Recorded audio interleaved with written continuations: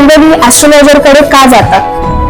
काय होतं माहिती का, आपण रोजचं जीवन जगत असताना काही वेळेस आपल्या समोर 3-4 ऑप्शन्स निर्माण होतात आणि कोणताही ऑप्शन घेतला तरी तुम्ही यश हे मिळणारच आहे. पण काही काही वेळेस असं होतं की तुम्हाला मग या 4 पैकी कुठल्या याच्यात जास्त यश मिळेल यासाठी ते ऍस्ट्रॉलॉजीचा कधी कधी फायदा घेतात आणि ऍस्ट्रॉलॉजरकडे जातात.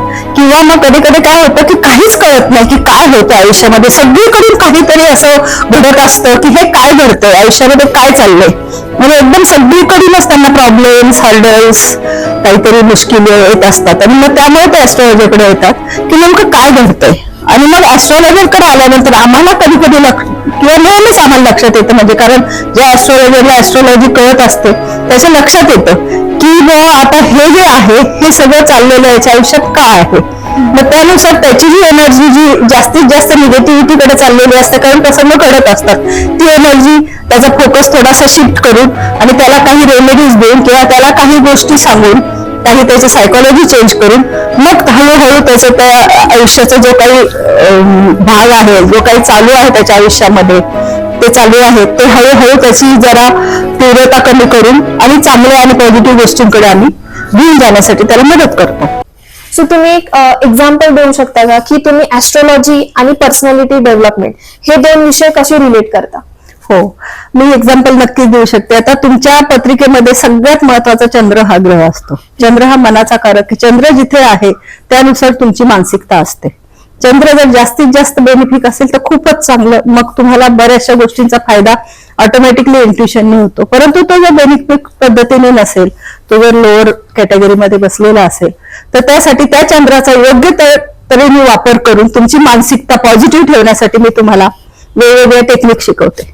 या प्रकारे मी तुम्हाला वेगवेगळ्या ग्रहांची वेगवेगळी प्लेसमेंट जी आहे ती योग्य आणि जास्तीत जास्त बेनिफिक, जास्तीत जास्त फायद्याची कशी बनवायची हे शिकवते. मग आपल्या आयुष्यात ऍस्ट्रोलॉजी कशी काम करते? ऍस्ट्रॉलॉजी मध्ये पहा, कुंडलीवरून सांगते मी तुम्हाला, नंतर हातावरून पण सांगेल. कुंडलीमध्ये 12 घरं असतात.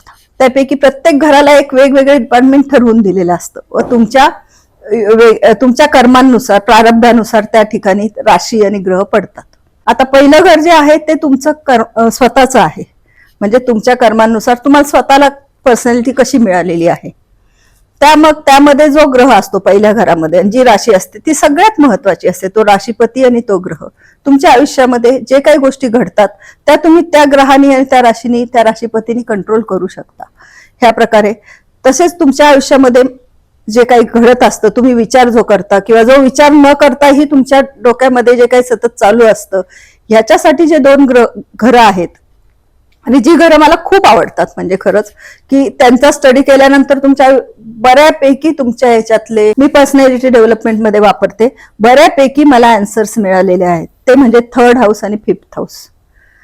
3रं घर जे आहे, 3rd हाऊस जे आहे ते तुमचं सबकॉन्शियस माइंड दाखवतं. सबकॉन्शियस माइंड म्हणजे माहितीये का की तुमच्या बॅक ऑफ माइंड किंवा तुमच्या, मी तर असं म्हणते की तुमच्या बऱ्याच जन्मांपासूनची पण जी काही मेमरी असेल ती पण तिथे साचवलेली असते. तुमचे सगळे स्किल्स पण साचवलेले असतात, बऱ्याच गोष्टी असतात आणि तिथे पडलेली राशी आणि ग्रहानुसार तुम्हाला ते वापरता येतं.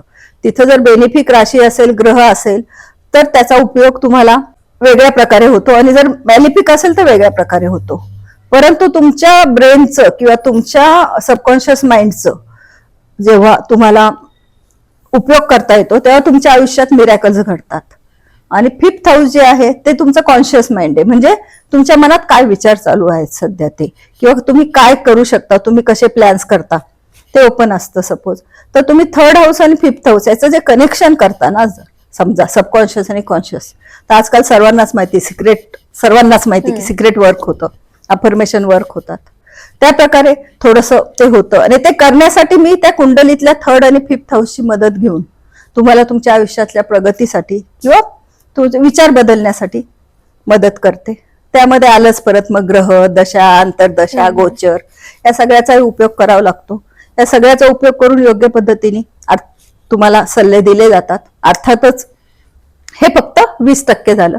बाकीची कुंडली पण जसं समोरच्याचं काही प्रश्न असेल त्यानुसार बाकीची कुंडली पाहून त्याच्या मग सायकोलॉजी बदलली जाते किंवा सायकोलॉजी घडवली जाते. मी लहानपणी ना माझ्या आईसोबत मंदिरात जायचे आणि माझी आई तिथे भरपूर क्वेश्चन्स विचारायचे, प्रॉब्लेम सांगायचे आणि मग ते गुरुजी भरपूर रेमेडीज वगैरे सोल्युशन सगळे सांगायचे.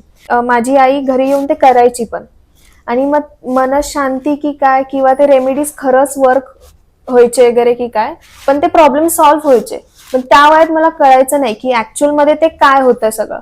आता जेव्हा तुम्ही सगळं सांगताय की रेमेडीज वगैरे ऍस्ट्रोलॉजी सगळी समजती, तर मग आता कळतंय पण ऍक्च्युअल मध्ये ते वर्क कसं होतं. काय असतं माहितीये का, काही आपला जन्म जो आहे ना इंटेन्शनली झालेला असतो, काही हेतू असतो, काही प्रारब्ध असतं. ते इंटेन्शन्स आणि ते हेतू आहेत ना, ते कम्प्लीट करण्यासाठी काही रेमेडीज असतात, काही कार्य असतात. ते कार्य त्या जुन्या गुरूंना माहिती होते. आता त्यानुसार ते कार्य तुमच्या आईंना सांगत असतील आणि मग ते इंटेन्शनली जे कार्य केले जातात ज्याने तुमचं प्रारब्ध कमी होतं आणि ते जे पाप प्रारब्ध म्हणता येईल किंवा काहीतरी पेंडिंग कर्म आहेत ते म्हणता येईल, ते कमी जेव्हा होतात त्यावेळेला तुमचा भाग्योदयाचा मार्ग हळूहळू मोकळा होतो, यशाचा मार्ग मोकळा होतो आणि तुमच्या आयुष्यामध्ये एक स्थित्यंतर जे आहेत चांगल्या प्रकारची ती येतात.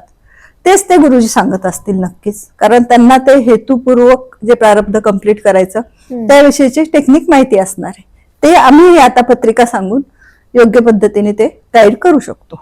ओके.